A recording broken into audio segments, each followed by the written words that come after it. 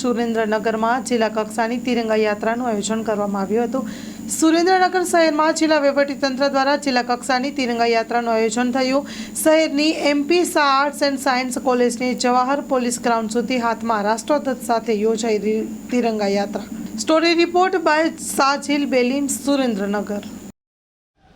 સુરેન્દ્રનગર જિલ્લા વહીવટીતંત્ર દ્વારા આજે સુરેન્દ્રનગરના આંગણે MP Shah arts and science કોલેજથી શરૂ કરી જવાહર પોલીસ પરેડ ગ્રાઉન્ડ સુધી એટલે કે 3 કિલોમીટર કરતાં વધારે તિરંગા યાત્રા આ સુરેન્દ્રનગરના શહેરીજનો, વિવિધ શાળા કોલેજો, વિવિધ સ્વૈચ્છિક સંસ્થાઓ અને વિવિધ પાર્ટીના પદાધિકારીશ્રીઓ દ્વારા અને અધિકારીશ્રીઓ દ્વારા ભવ્યાતિ ભવ્ય તિરંગા યાત્રા આ શહેરના રાજમાર્ગ ઉપર નીકળી એક જન્મમાં ભારતીય હોવાનું ગૌરવનો અનુભવ થયો છે।